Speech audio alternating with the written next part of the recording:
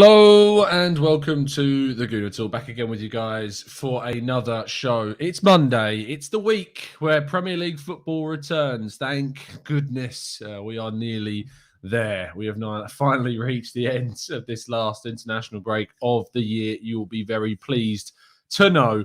I hope you're doing good. I hope you are well, joining us for our Raw Reaction show, our 8 a.m. daily series. Although tomorrow, for those that are tuning in, and make sure that they tune in dead on 8 o'clock, tomorrow's show will be 30 minutes earlier, which is important because I know that people tune in maybe slightly after 8 o'clock. Tomorrow it is 7:30 a.m. The reason for that is that I've got to run an errand at 8 o'clock. Literally, the appointment is at 8. So I didn't want there to be no content. So I want to get up even earlier to put out a 7:30 show for everybody tomorrow. So make sure that you set your alarms tomorrow for 7:30. I'm going to try and put out the actual thing on YouTube to set reminders tonight, probably for tomorrow morning. So make sure you set those alarms for the 7:30 show tomorrow. Brad, good morning. Kaiser. Oh, Kaiser was beaten today by Brad. Brad turning up dead on 7:46. Christopher, Panrasta, Colin, Carl, Jacob, Liam. Good morning to all of you. Matt G, Sai, Joshua. We've got Robin, Stevie, Wrath of Aries, Ray. So many people I see new names popping up in the chat box, which is great. Welcome to all of you. Thank you so much for tuning in. Vuk, Yogi, TBSLBU joining us as well. I love the when people make their names really difficult to say because it's just a bunch of letters like that. But, it's great. Thanks for tuning in. Triano, thank you. Barath, Halel, Akshat, Social.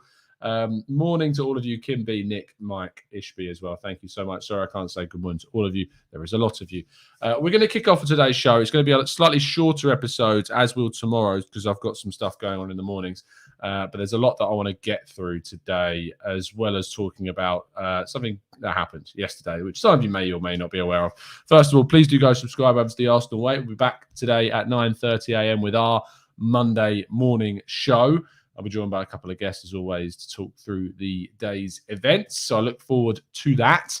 And we kick off with a story over here regarding Andre Onana, who, of course, was linked to Arsenal in the summer. Charles Watts reporting the story initially for goal. However, Arsenal ended up moving for Aaron Ramsdale instead. And Onana's likelihood of joining Arsenal has since plummeted with the goalkeeper now looking very much like that he will be moving to Inter Milan in the January window, possibly later on in the summer should Ajax turn around and ask for some money. But the idea is that Onana will now become an Inter Milan player, so you can expect him to end up there rather than at Arsenal. Apologies if you were hoping to see otherwise. Raheem Sterling is continually cropping up as a possible Arsenal target. Reports going around that Raheem Sterling would be available for a loan with an obligatory £50 million purchase at the end of it. Whether or not that can take place in January remains to be seen, and whether or not that would happen in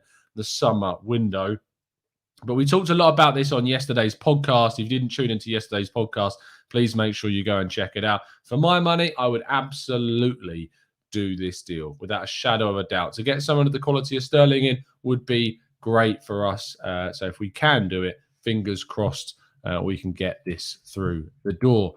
Our next story, Eddie Nketiah. The links with West Ham have intensified over the last 24 hours to the point where West Ham have supposedly now fully inquired about the possibility of signing Eddie Nketiah in the January window. We know that Mikel Antonio is their only real senior natural striker, and therefore were he to get injured, and he does get injured now and again, they are left very light, and David Moyes is left to do a little bit of tweaking with his team to try and sort this one out. And Nketiah makes a lot of sense. Does it make a lot of sense for Arsenal to sell him? Not to West Ham, it doesn't, and I certainly wouldn't be selling him to West Ham. I don't care what the fee is, because it's probably going to be something very minimal, considering he only has 6 months left on his deal. Even if it was something stupid, then sure, you might be able to go a bit closer. If you're looking at 10 million quid for a guy with 6 months left on his deal, then sure, I can stomach that.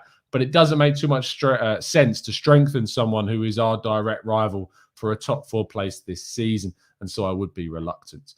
Following Balogun, some interesting news regarding him, even with Nketiah looking like he could leave the club, as does Balogun on loan with Chris Wilder Middlesbrough's head coach looking at the striker to possibly bring him in to the club this January for a 6-month loan deal. Middlesbrough at the moment are embroiled in the middle of the Championship table. Will be looking to push as far away from the relegation places and as close to the playoff places as they can in the final remaining months of the season. And Balogun would certainly add a lot of quality to their attacking line.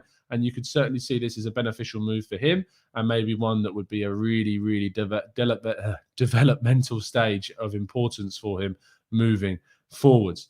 And so, yeah, that would be really, really good. And yes, Akshat, you're right. Wilder did want him at Sheffield United. There was rumours about them coming in for him and putting in a decent-sized bid, as were Brentford. A number of sides were very interested in Balogun, so it makes sense that Wilder would be looking to bring him in on loan until the end of the season. And I, for one, would be very interested in that happening as well.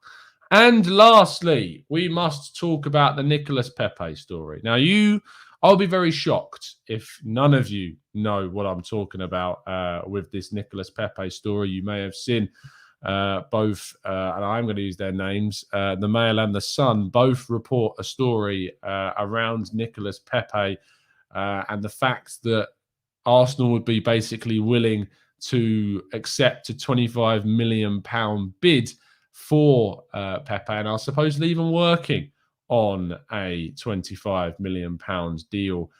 This is all not true.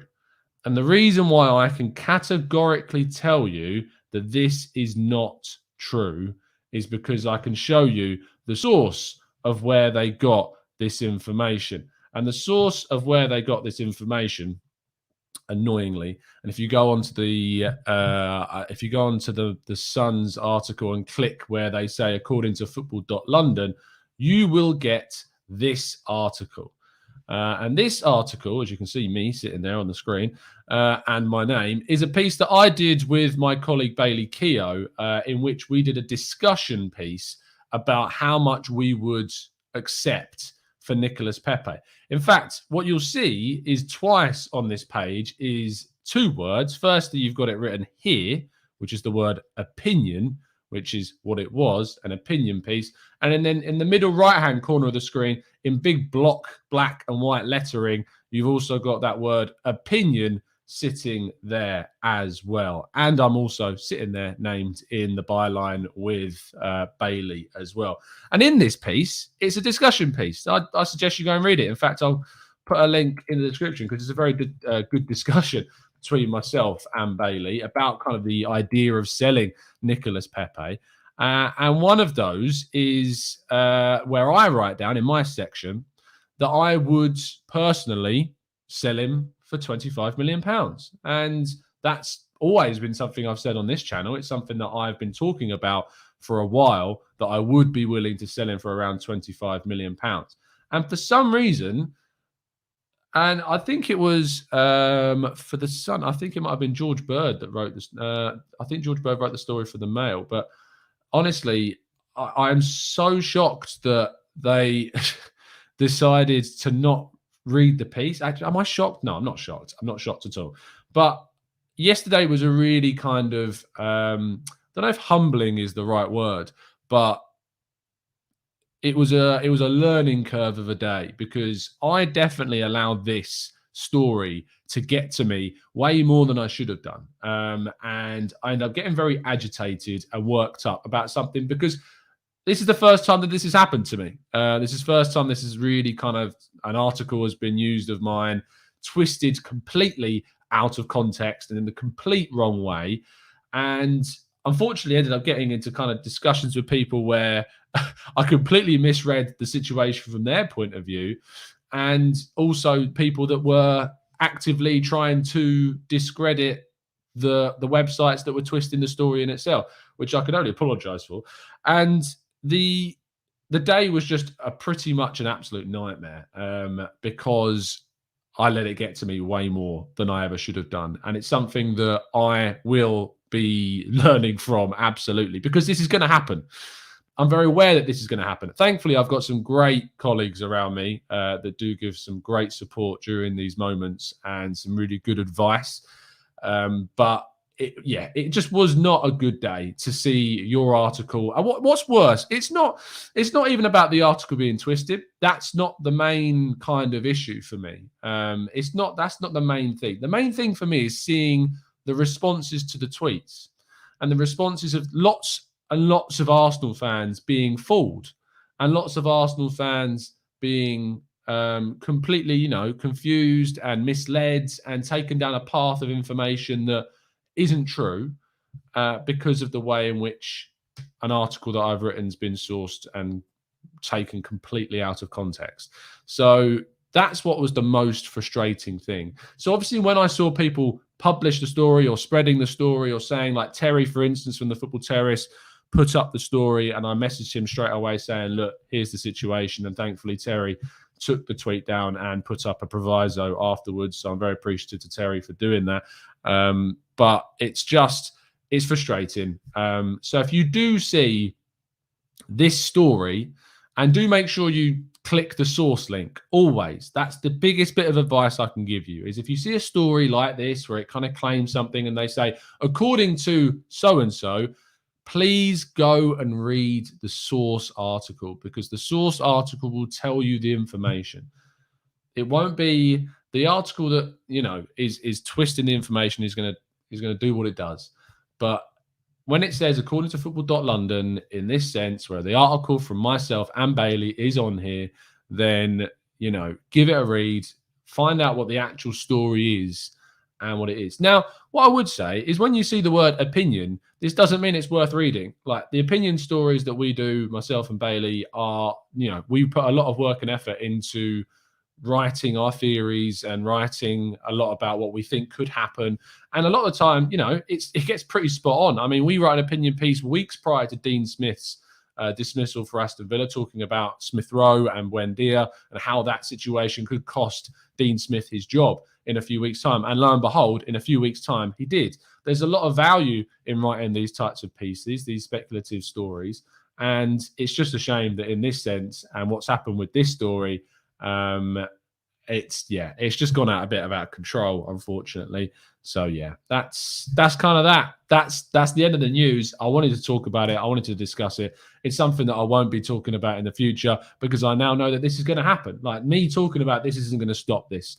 Pieces that I'm going to write are still going to get used. They're still going to get twisted. They're still going to get taken out of complete context, and I'm going to get credited for them in the wrong way.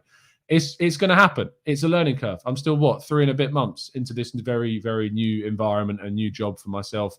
That is just, it's such a step up from the job I was doing before that. And I'm loving it every second.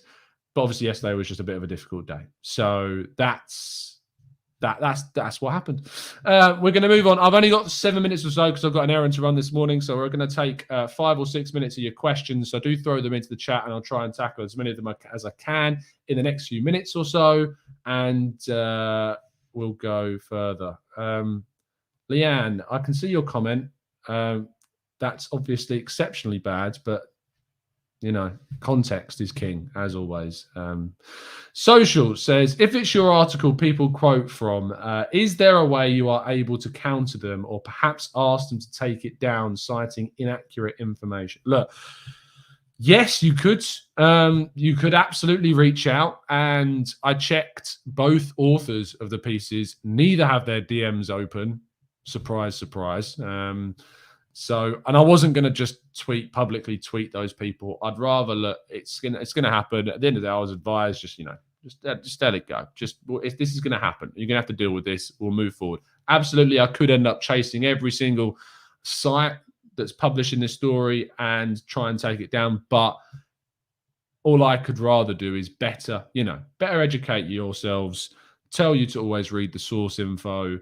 And go from there. But I'm not. If I spent all my life turning around chasing stories that had misquoted me, I'd never write any pieces. So I can't do that. But yeah, it's just one of those things, unfortunately. Chris says, if we struggle getting a midfielder in the summer, would it be an idea to move Ben White to midfield? Not for me, Chris. I'm not a big fan of seeing square pegs in round holes. I know that he's a softened edged square for this round hole, if you like. but I personally wouldn't be. I wouldn't be doing it.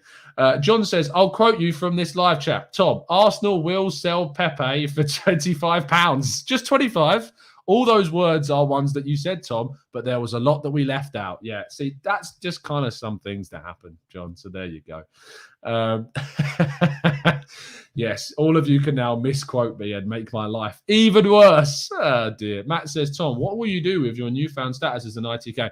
Oh, do you know what's really funny? Is that even yesterday I tweeted out saying, I think from my own personal account, that there is no truth to the stories that Arsenal are considering selling Pepe for £25 million. And I still have people replying to me, obviously, as you do, going, how the F do you know that? And I'm like, because it was my article, because it was my piece.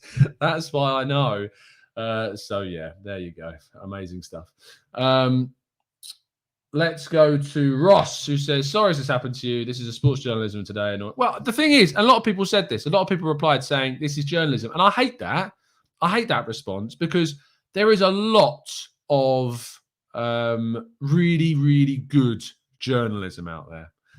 There's loads. So I disagree with you, Ross. I know that we talk about saying this is journalism, and you're right in a sense, because sure, some of it is going to be like that, and that does happen a lot. But it's frustrating because there is a lot of good journalism. There's loads of good journalism out there, especially we do a lot ourselves at Football.London and across Reach. We do some really, really good stuff and good work. And a lot of my colleagues are putting a lot of effort to put in some really good and put out some really good content for you guys to read. So I like what John says. It's the opposite of journalism, if anything. And it's just part and parcel of kind of the monster that we're involved in, as is.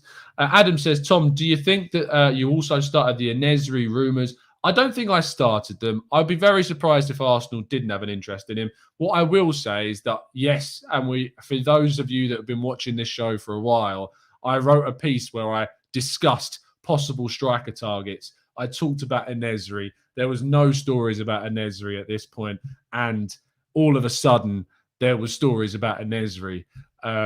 I would be surprised if Arsenal didn't have an interest in the player because they're looking for a striker and he's a very good one.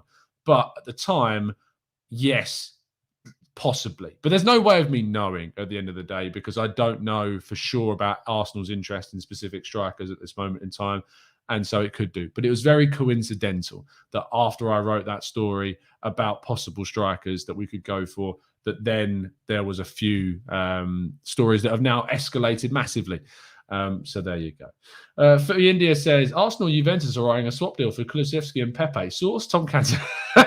Again, this is a piece that I wrote, I think it was yesterday, and I think it was the one that the Mail used. Well, I wrote a piece about how we are looking at Kulusevski, who is a right winger, who is left-footed, that is exactly the same position and style of winger as Pepe, that could indicate that Arsenal would be open in the future of replacing Pepe because we're seeing links with wingers. It's not a hard assumption. It's not a hard theory to put forwards. And yet again, it got used as fact. And that's the problem. And that's why we put the word opinion in pieces. Opinion pieces are very common. They are one style of writing that is done across loads of sites and loads of media. Opinion pieces are what make up a big bulk of the media, and they're there for speculation. They're there for content. They're there to produce and to make people think. That's what opinion pieces are about. And so when they get used as fact, that's obviously very frustrating. And that's why you should always read the source and click the source link and go to the source link. And when you do click the source link, close down the site that you've clicked the source link from, because when you go to us as the source, we try and give you the best info that we can at the end of the day. Amandeep says, did you start the rumours that Ollie's extension? Am I a time traveller? I didn't start anything to do with Ollie. I'm very much Arsenal. I'm an Arsenal fan brands writer and presenter. So that's kind of that side of things. Social, last one, I think, because I'm going to have to wrap things up. Is 15 too young to be playing international football? After that Serbian kid took Erdogan's status of being the youngest. If you're good enough, I suppose you're good enough. And I've not seen into this, actually, so it's kind of skipped me by, I suppose. But I'll look into it. That's incredible, and they must be amazingly talented. But I need to look into that. Is it too young? I mean, if they're better than the other options, In international setups are very different. If they're better than them, I would say no. At club level, it's different. It's very, very different at club level. So that's slightly different. But yeah, we'll see. We are going to wrap things up there. As I said, I've got to run an errand this morning before I start my shift. So we are going to have to close things down there. Thank you so much for listening. Thank you for hearing me rabbit on about my issues yesterday.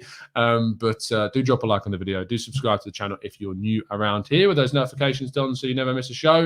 If you see any stories about Nicolas Pepe, be careful and read the source info. That's the lesson from today. Read the source of where the info comes from to see and get a gauge of the context of where the story. It doesn't mean that the story that they're talking about is always going to be wrong, but you need to be sure of the context before you read the story. So there's your lesson for the day. Thank you so much, guys, for tuning in. Really appreciate your time, as always. I'll see you tomorrow morning, 7:30 a.m., not 8 o'clock, 7:30, half an hour earlier. Got an errand in the morning, but we're still going to be doing the show. We're just going to be doing it half an hour earlier. So 7:30 tomorrow morning, half an hour earlier than usual. Don't forget. See you soon, guys. Have a good one. And as always, up the Arsenal.